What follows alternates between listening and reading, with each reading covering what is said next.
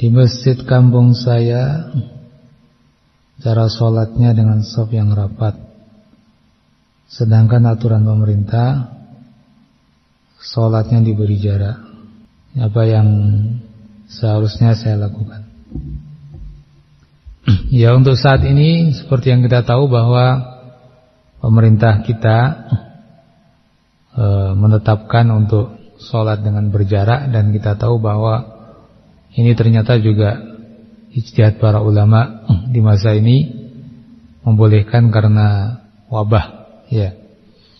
Maka ketika kondisi seperti ini, ya kita sholat dengan berjarak. Sekalipun kita pada dasarnya mengikuti pendapat wajibnya merapatkan shaf, ya. Namun itu pendapat pribadi kita. Adapun ketika pemerintah menetapkan suatu pendapat yang itu sekali lagi telah menjadi ijtihad para ulama juga, kita harus ikuti. Artinya kita mengalah, ya, tidak bersikukuh dengan pendapat pribadi kita demi taat kepada pemerintah, ya. Karena yang namanya pendapat fikih dalam berbagai masalah itu kan bermacam-macam. Kalau masing-masing pribadi harus mengikuti pendapatnya, sementara pemerintah mengharuskan suatu pendapat, maka akan terjadi kekacauan. Karenanya dalam kondisi seperti ini yang mereka mengharuskan, ya kita harus ikuti. Tapi kalau mereka tidak mengharuskan, maka kita mengikuti pendapat yang kita kuatkan. Ya. Contoh dulu misalnya Utsman bin Affan radhiyallahu anhu, seorang khalifah yang kita ketahui bersama ketika beliau menjabat sebagai khalifah. Ketika sholat di Mina, beliau sholat 4 rakaat. Padahal sunnahnya 2 rakaat qashar. Tapi Utsman bin Affan seorang sahabat yang mujtahid. Karena hal tertentu beliau berijtihad dan menetapkan sholatnya 4 rakaat tamam, bukan qasr.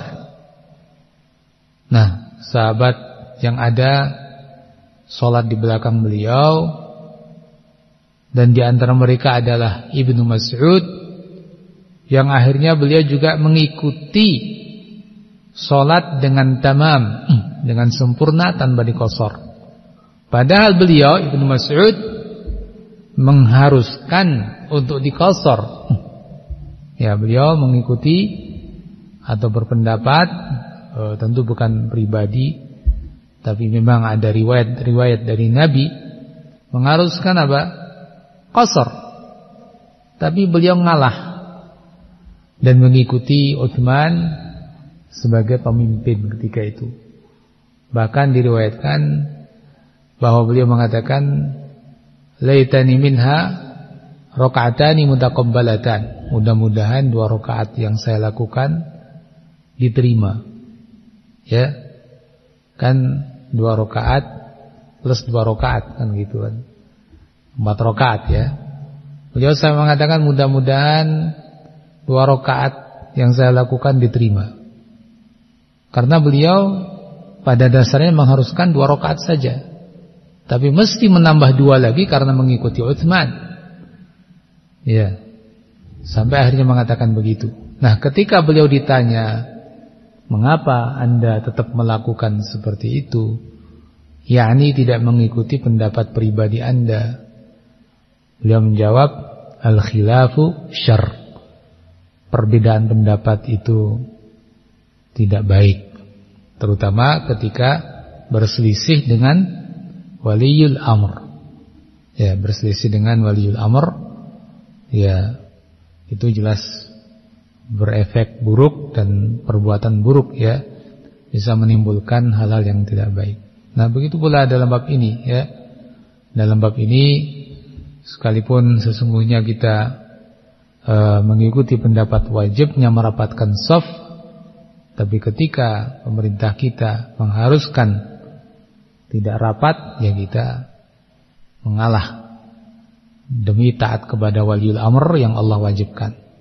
Ya, suatu saat, dan semoga Allah Azza wa Jalla segerakan, ketika kewajiban itu tidak ada dan semua kembali seperti biasa, maka kita kembali kepada apa yang kita yakini, yaitu kita merapatkan shaf.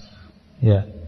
Nah, kalau kita di masjid yang tidak mengikuti protokol pemerintah, ya nampaknya kita jangan dulu sholat di tempat itu, ya, nampaknya begitu, karena kita akan jatuh pada pelanggaran nantinya. Wallahu a'lam. Ya.